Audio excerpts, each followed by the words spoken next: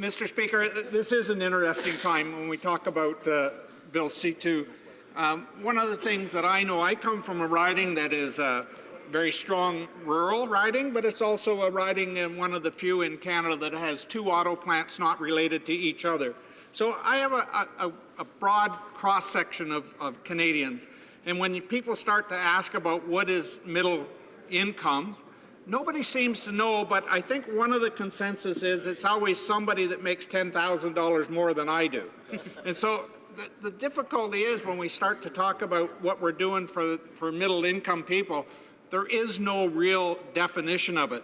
And when we talk about what the Conservative Party did, you know, Mr. Speaker, and I think you might have been here even when we reduced the HST from 7 to 6 to 5%. And you know what, Mr. Speaker? I think that you would agree that everybody benefited from that.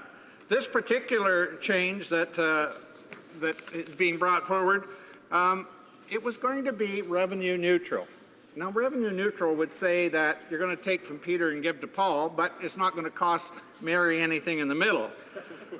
This one, as it turns out, is they abandoned the promise, and the PBO, Bill C2's changes, will cost Canadians $8.9 billion over the next 6 years. Now, Mr. Speaker, I think you recognize that as governments accumulate debt, and when we're in a position that we are now, when the economy is not that bad, it's fragile, but it's still growing, when we add debt, it doesn't mean that we're going to pay it. It's not like a mortgage when you buy a house and you intend to pay it off in a certain length of time. Government debt always ends up being paid by the next generation or generation. So I look at it and I recognize I have grandchildren.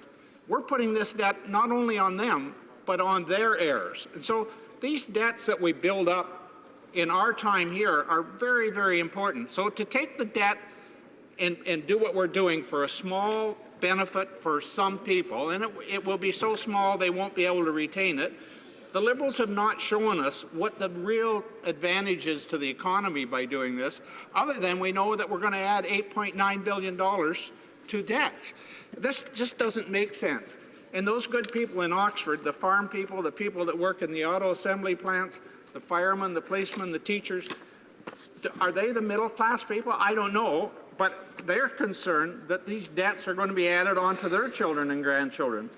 We needed some transparency that went along with this. When we said we would reduce the HST from 7 to 6 to 5%, everybody knew what that meant.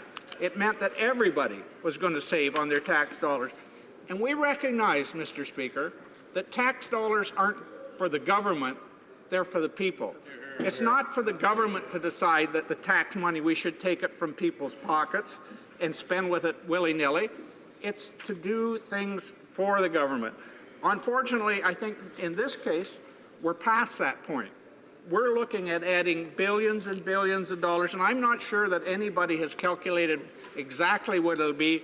We hear from some of the economists saying it'll be $150 billion over their term in office.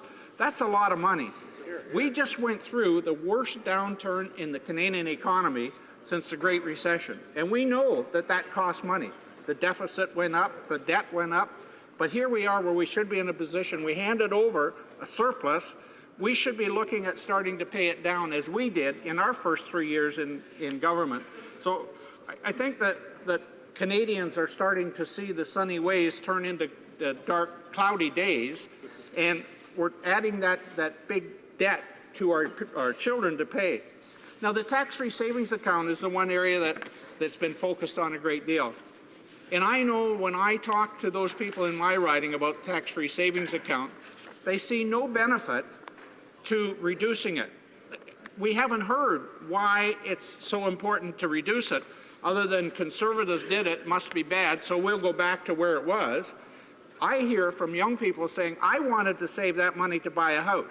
And it is a difference between an RRSP and a tax-free savings account. When they want to buy a home out of an RRSP, it just means that they've got another debt. They can take it out of their money, but it's got to be paid back, or they have to pay the tax on it.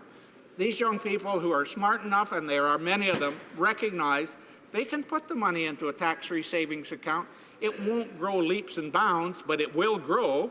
They can take the money out, purchase a home.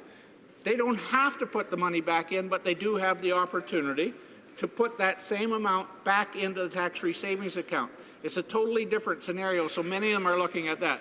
Many middle-aged people are looking at it as the opportunity to build in their retirement. They're not anxious to take part in the new scheme in Ontario, for instance, while you and I will be in that part where the Ontario government wants to have their own pension plan, something like the CPP, but we don't know exactly what it is. They're not interested in that. They want to save for themselves, to put that money away for the time in their life when they know they're going to retire. Why it would make sense to cut that back, it just is illogical. It doesn't cost anything. The government's losses in revenue from that will be minimal. It's just a slap in the face for those people who felt the need to put the money away. And as we know, the vast majority of the people who put their money in a tax-free savings account are people that would be deemed to perhaps be in the lower half of the income bracket. They're not high-income people. So this is a penalty on people that can least afford it, people that would like to save for their future, people that don't want to be part of a nanny state. They want to have their own money that they have saved for their retirement, and in many cases, young people who want to save for to pay an education, to go back to school. They want to buy a house. They may want to buy a car. They may want to start a business, Mr. Speaker. And so when we look at it and we say, why do we want to cut this back? What is the harm in leaving it where it is? It's a big harm to the people who, thank you, Mr. Speaker, a big harm to the Speaker or to the people who wish to save it, but it's no harm to the coffers of the federal government. So to turn around and at the same time have this tax break that we talk about that we know is minimal, I think I heard a number here today of like $1 a day. What is the benefit to that? Like, you can't even buy a coffee. Well, I guess there's one chain that give you a free coffee now. It'd do that, but it's rather difficult to see how that $1 a day or $2 a day is going to make a great deal of difference to the average Canadian. Different than when the HST was reduced. We knew what it would do to the auto industry, to the recreational industry, the equipment industry, all of those things.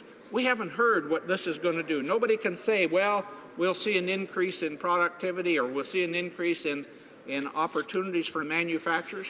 It just isn't there, Mr. Speaker. But what we do know from the PBO, and I'm sure that everybody on that side agrees with the PBO now, that it's going to cost $8.9 billion over the next 6 years. And that's just a number that gets added on to the growing deficit that we hear about. We're going to have a $10 billion deficit during the election campaign. Well, you know, that $10 billion deficit was part of the 300 promises. Well, now that $10 billion deficit seems to have grown to $30 billion. And when you put $30 billion here and 30, it's just a number. I know that, Mr. Speaker, and budgets will balance themselves eventually, but somehow they get balanced by our young people, you know, my family, my grandchildren, your grandchildren. It's just not fair that we push this on to them. And we've been doing it for far too long as a nation and as a province. I'm from the province of Ontario, so when we put our debt here, along with the province of Ontario debt, you can just imagine the kind of money that our young people are going to have fished out of their pockets to pay for what we haven't paid for. And it just doesn't make sense in the big picture of society. And so, Mr. Speaker, I'm really puzzled as to why we would want to support taking away just one little thing, the tax-free savings account. It just doesn't make any sense, Mr. Speaker, and I can see you're getting anxious to stand up. So I don't want to take away your time when you stand up and tell us that we're finished, but I just know that from this side, we do not understand why we want people not to have the opportunity to save their own money, because that's really what it is saving their own money. Exactly.